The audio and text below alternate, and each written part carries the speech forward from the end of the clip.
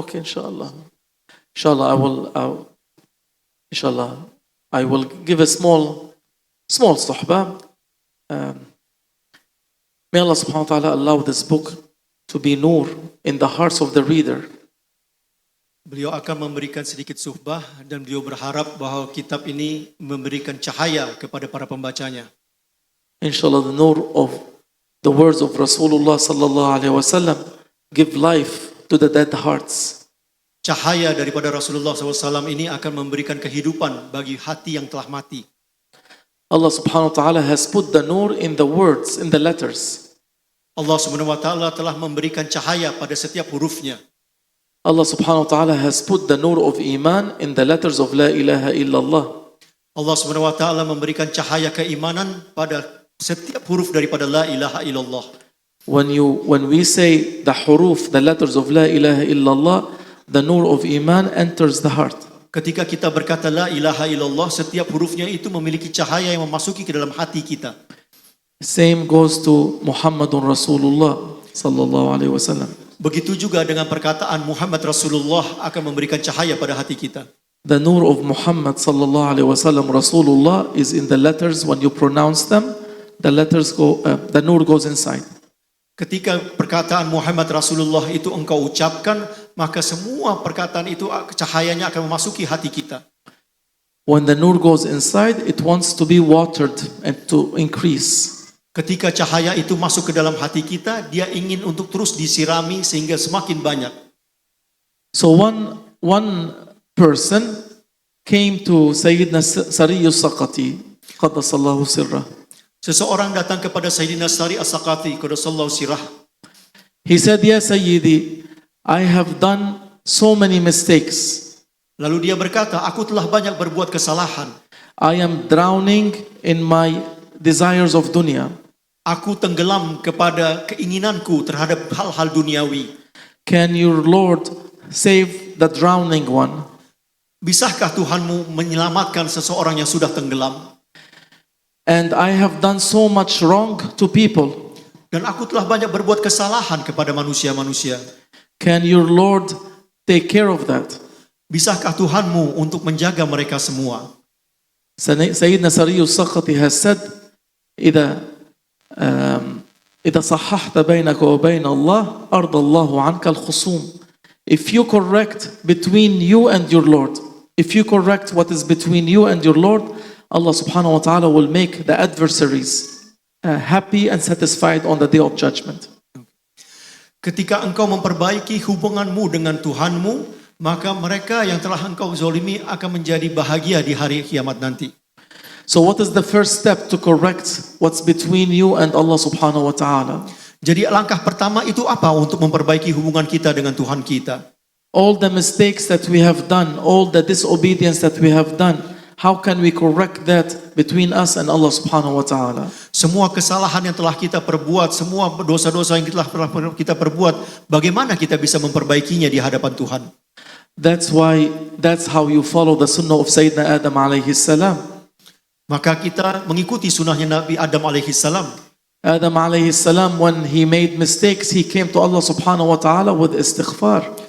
Adam alaihi salam ketika dia berbuat dosa, dia datang kepada Tuhannya dengan beristighfar. He came with tawbah. Dia datang dengan taubah. From that istighfar, from that tawbah, Allah subhanahu wa ta'ala built up a shajara. Dari taubahnya itu, dari istighfarnya, Allah memberikan satu pohon. That is matarul ilham, as awliyaullah have said. That istighfar, when you say astaghfirullah, Allah subhanahu wa ta'ala will send onto you the sky with rain.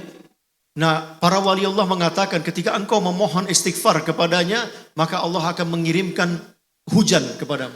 In Surah Nuh, Allah subhanahu wa ta'ala says, Asta'idhu billah, wa qultu astaghfiru rabbakum, innahu kana ghaffara, yursilis sama'a alaykum midrara. I said to my qawm, Sayyidina Nuh alayhi salam, Allah is telling the story, that I told my qawm, you have to the first step is to say astaghfirullah. Then Allah subhanahu wa ta'ala will send the rain in abundance. Too much rain, He will send them down on you. Dalam surat Nuh itu dikatakan bahwa ketika engkau memohon ampun kepada Tuhanmu, maka Allah akan mengampuni dengan mengirimkan hujan kepada bumi ini. So that was the sunnah, that was the way of Adam alayhi salam. He asked forgiveness and tawbah.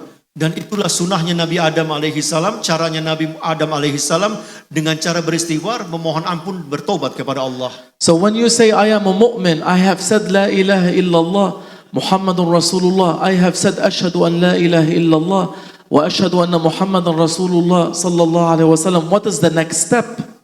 Ketika engkau seorang mukmin dan mengakui la ilaha illallah Muhammad Rasulullah, setelah itu langkahnya apa? The next step is what our shuyukh has taught us and we didn't know about it.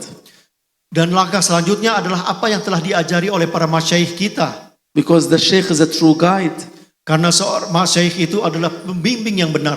He knows the steps. Dia mengetahui langkah-langkahnya. So they said after you do shahada, you say astaghfirullah, astaghfirullah 70 times right away. Maka setelah engkau bersyahadah, engkau mengatakan astaghfirullah, astaghfirullah 70 kali dan dosa kamu diampuni. In the Darud al-Naqshbandiyya, in the awrad that we do, we bring 3 shahada and we say astaghfirullah. Nobody thinks, why am I doing this? You don't have to. You follow the guide, the true guide. Dalam aurat Naqsyabandiyah, kita pertama mengucapkan syahadat 3 kali, lalu kita beristighfar. Tidak perlu engkau bertanya, kenapa harus aku melakukan ini? Engkau ikuti saja pembimbingmu. When you do the istighfar, which is what Sayyidina Adam alayhi salam has done, Allah subhanahu wa ta'ala will send the rain, the mercy onto the sky of your heart. Ketika engkau beristighfar seperti Sayyidina Adam alaihi salam, maka Allah Subhanahu wa taala akan menurunkan hujannya, hujan rahmah, hujan kasih sayang kepada hatimu. When the rain comes on the sky, from the sky into your heart, that shajara of iman starts to grow. Ketika hujan itu, hujan kasih sayang itu membasahi daripada hatimu, maka sejak itu pohon akan tumbuh daripada hatimu. So that iman grows to where? Right after, in the awrad of Naqshbandiyya, right after we say astaghfirullah 70 times, what do we say? We say amana rasul. Dia katakan setelah pohon itu tumbuh di dalam hati kita, lalu pohon keimanan ini akan mengarah kemana? Beliau katakan setelah kita beristighfar, kita membaca amanah Rasul. It is iman of Rasulullah sallallahu alaihi wasallam that has been put into your eyes, before your eyes. Itulah keimanan Rasulullah SAW yang merasuki daripada sanubari kita. So when you make istighfar, our shuyukh have told you that the next step that your iman is gonna grow. Amana rasulu bima unzila ilayhi min rabbi wal mu'minun. So the believers, they have to find the way to reach the perfection of that iman.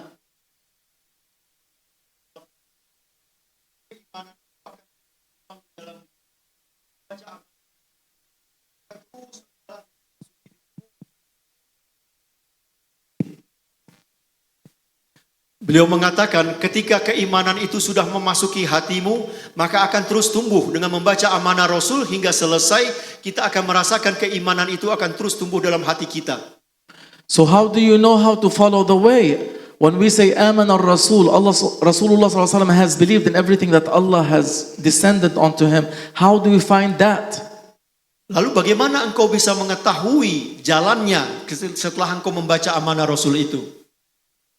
Hadith. Membaca daripada hadis. You don't have to say, how can I reach perfect iman? Rasulullah sallallahu alaihi wasallam will take you step by step. If you accept Allah subhanahu wa ta'ala, as one of the hadith was read, if you accept Allah subhanahu wa ta'ala as Rabb, Lord, if you accept Islam as religion, and if you accept Him as Rasul and Nabi, He will take you by the hand step by step, until He makes you reach Jannah. Maka pelajarilah hadis. Mengapa begitu?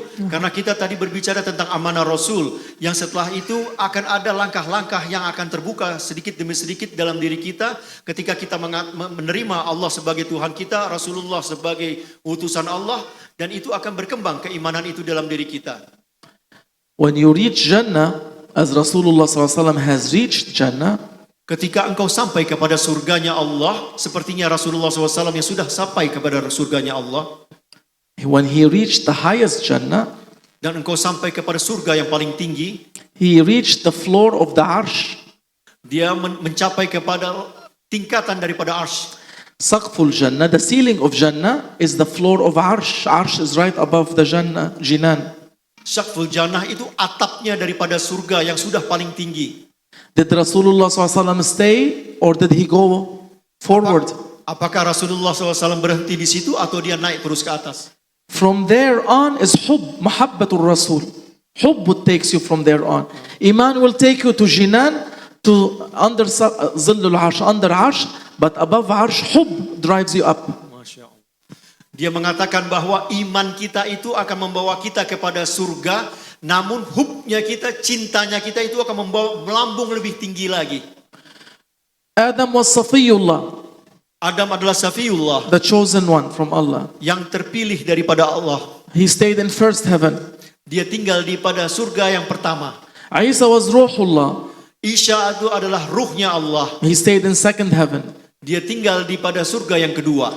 Yusuf alayhi salam Yusuf alaihi salam in third heaven. pada surga yang ketiga. Idris alayhi salam Idris alaihi salam in fourth heaven. pada surga yang keempat. Harun alayhi salam Harun alaihi salam fifth heaven. pada surga yang kelima. Musa alayhi salam Musa alaihi salam Kalimullah kalimullah, perkataannya Allah, sixth heaven. pada surga yang keenam. Ibrahim Khalilullah Ibrahim Khalilullah, seventh heaven. kekasih Allah, pada surga yang ketujuh. Muhammad Habibullah Muhammad Habibullah, Habibullah, Hub. kekasih. Tinggi luar biasa. beyond seventh heavens, beyond Arsh, beyond what we don't know. أو أدنى, closer. No more description than that. Melampaui surga yang ketujuh, melampaui apa yang kita ketahui. Au'adna, sangat dekat, besar sekali. So mu'mins, anbiya, they can ascend heavens with ilm, with kalam, with ta'a, with repentance, but you cannot pass except with hub, as Habibullah passed through. Seorang mukmin itu bisa mencapai surganya dengan ilmu, dengan kalam, dengan lain sebagainya. Namun untuk mencapai yang lebih tinggi lagi, perlu yang dikatakan hub di dalam hati kita, nih, cinta, mahabbah dalam hati kita. Mahabbah sini. So, ما علامة حب الله? One darwish came to a wali, and I said this before in America a few weeks ago, but it's nice to repeat it. Hub, we are talking about the love. What is the sign of love of Allah? Apa yang dikatakan dengan alamatul mahabbah? Apa tanda daripada cinta itu? One darwish, he asked a sheikh, ما علامة حب الله? What is the sign of love of Allah? Seorang darwis bertanya, apakah tanda daripada cinta kepada Allah? He said, اشتهاء لقائه. Dia katakan istiha'u liqa'ih, means to desire of meeting him. Yaitu keinginan yang luar biasa, kangen untuk berjumpa dengannya. Extensive desire, intense desire to meet Allah subhanahu wa ta'ala. Kerinduan yang begitu meluap untuk berjumpa kepada Allah subhanahu wa ta'ala. Shauq. Syauq. So to meet Allah subhanahu wa ta'ala, you have to leave everything else. Untuk berjumpa dengan Allah subhanahu wa ta'ala, kau harus meninggalkan semuanya.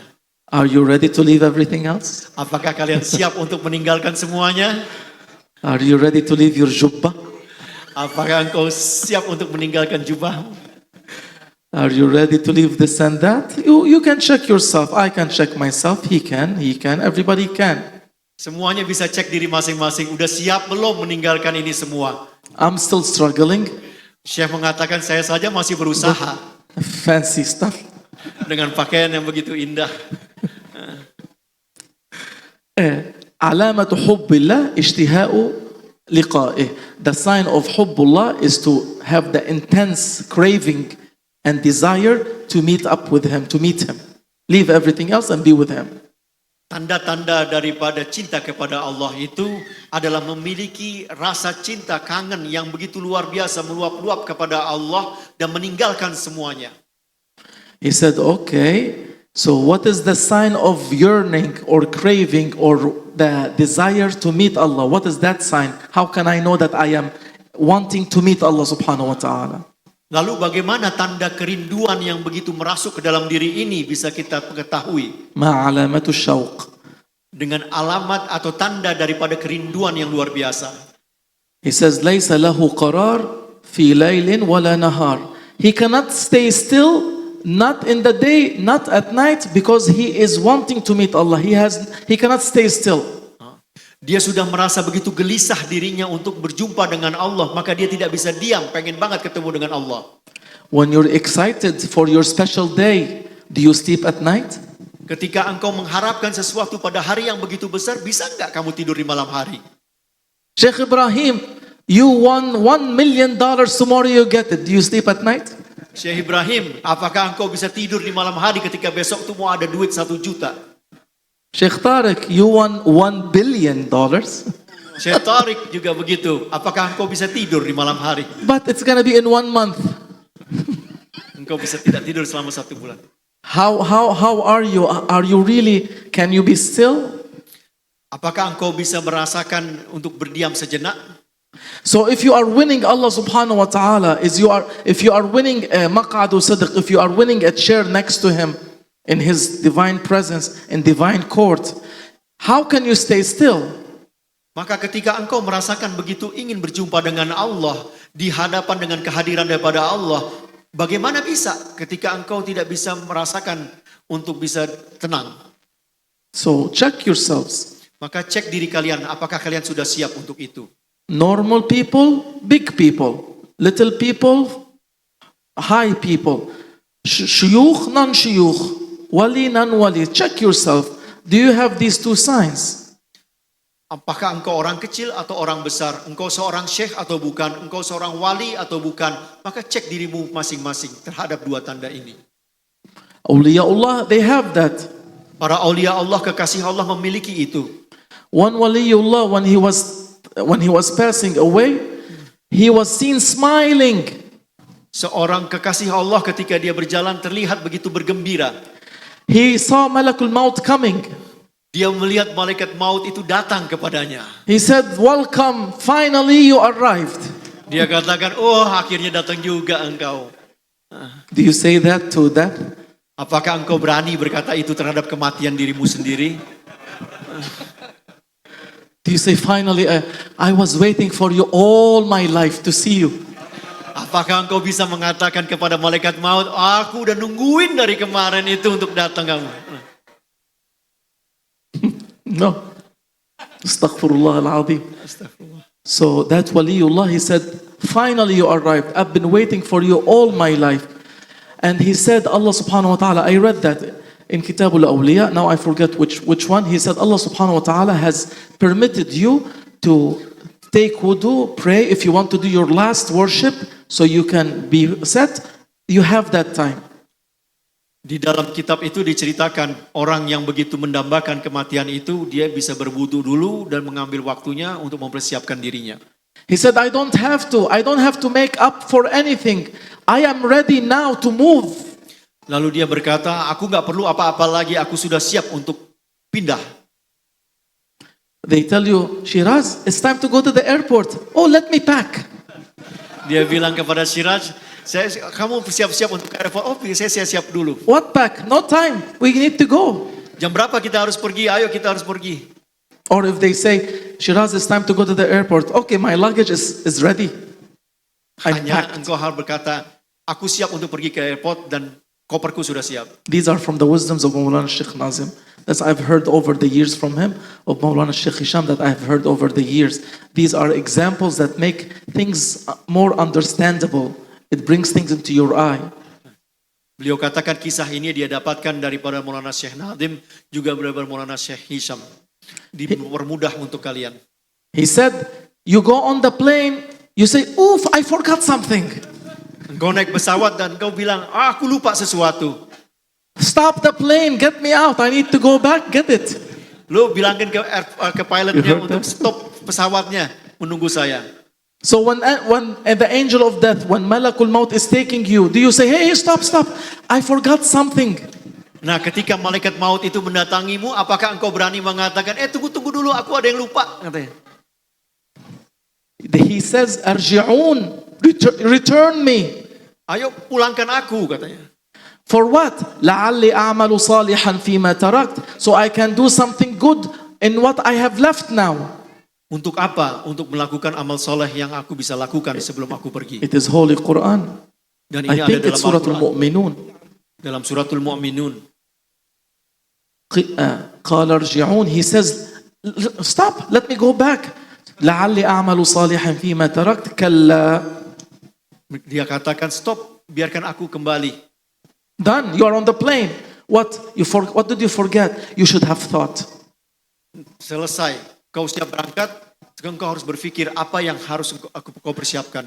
So that Waliullah was ready to meet his beloved, and he was finding it so long for that Malakul Maut, the one that will take him, the driver. He found it so long that where were you? I finally arrived. I'm waiting to meet my Lord since the beginning. Where were you all this time? Dan seorang wali itu berkata, ketika melihat malaikat maut itu datang menghampirinya, sejak dahulu sudah aku tunggu, kemana saja engkau pergi. That is alamatu hubbillah. That is the sign of love of Allah subhanahu wa ta'ala. Nah, itulah kualitas daripada bagaimana kita melihat alamatnya, tanda-tanda daripada cinta kepada Allah Subhanahu wa taala. He cannot wait until he sees Malakul Maut Azrail. Dia tidak bisa lagi menunggu lagi.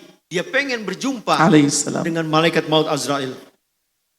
Another one, if I remember, if it was him, Sayyidina Abdullah ibn al-Mubarak, rahimahullah qaddasallahu sirrah, he was seen on the bed of death when he was passing away, again smiling and saying things. Seorang wali, dia sudah hampir dalam keadaan sakaratul mautnya, dia tersenyum. Trying to remember the verse from the beginning. لِمِثْلِ هَذَا فَلْيَعْمَلِ الْعَامِلُونَ. For this, let everybody work. Untuk inilah semuanya orang bekerja. He was seeing Jannah on the way out from dunya. Terbuka surga dari pandangannya. He was seeing what Allah prepared for him. He was a waliullah. He was seeing what Allah subhanahu wa ta'ala prepared for him, and he was telling his people, لِمِثْلِ هَذَا, this is in Quran, لِمِثْلِ هَذَا فَلْيَعْمَلِ الْعَامِلُونَ, and he was happy, and he was advising his companions. Allah Subhanahu wa taala telah mempersiapkan wali ini, maka dia terbuka melihat ada surga. Maka ketika terlihat adanya surga itu, dia menunjuknya dan mengatakan bahwa karena inilah semuanya mempersiapkan dengan bekerja, dan ini ada dalam Al-Qur'an. For this, let them do amal. Dan karena inilah mereka melakukan amal. So what is your amal? Maka apakah amal yang telah kalian persiapkan? For Jannah or for Jahannam, you decide. Untuk surga atau untuk neraka, engkau yang memilihnya. Do you say, let me go back and do amal for Jannah so I can be from Ahl al-Jannah? Kalla. No. Apakah engkau bisa mengatakan untuk engkau tunda? Tidak bisa engkau tunda. So, تدارك قبل فوات الأوان. They say تدارك. Get ready. Complete what was not completed before the time is gone. When can you die? Any moment. Persiapkan apa yang harus engkau persiapkan sebelum waktu itu datang, maka persiapkanlah dirimu. And when we die, we hope to follow awliyaullah to that Jannah that Allah subhanahu wa ta'ala has promised them, but we are shooting for higher than Jannah. We are shooting for fi jannatin wa nahar, fi maq'adi sidqin. There's another level. There is paradises and rivers, but also there is a seat of truth, seat of honor in the divine court. Maka kita persiapkan diri kita semua. Dan ketika kita meninggal nanti, wafat nanti, kita berharap untuk bisa mengikuti jejak langkahnya para waliullah. Bukan saja kita mendapatkan surganya Allah, namun bukan hanya surga yang ada sungai di dalamnya, namun kepada makam sidqin, di mana makam orang-orang yang benar, yang lurus. That only happens with muhabbah.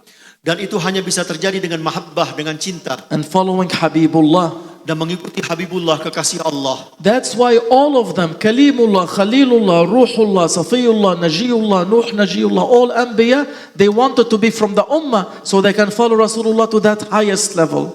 Para Anbiya Allah itu dengan berbagai macam gelar dan predikatnya mereka mengikuti dan menginginkan sekali untuk mengikuti Rasulullah SAW untuk sampai kepada surga yang paling tinggi. Only Isa alaihi salam was granted that wish. Hanya Isa alaihi salam yang mendapatkan daripada harapan itu. He will return and he will follow with Sayyidina Imam al-Mahdi alaihi salam. Bagaimanapun juga dia akan kembali dan dia akan mengikuti Mahdi alaihi salam. He will follow the Sharia of Muhammad, the way of Muhammad. Dan Nabi Isa akan mengikuti syariahnya Muhammad sallallahu alaihi wasallam. Because Sayyidina Mahdi will tell him, move, you are the Imam. Karena Sayyidina Mahdi nanti akan berkata, silahkan engkau yang menjadi seorang imam. He says, I'm here to be part of the followers of Muhammad. Aku di sini akan menjadi bagian daripada pengikutnya Sayyidina Muhammad. I'll be in the rows behind. Dan begitu pula pada pasukan yang ada di belakangnya. So look at the level of the Muslim, what the ni'mah that Allah subhanahu wa ta'ala has granted them to follow Habibullah, to that muhabba, to that maq'ad sidq, to the seat of love in the divine court. And it all starts with the hidayah of Rasulullah sallallahu alaihi wasallam.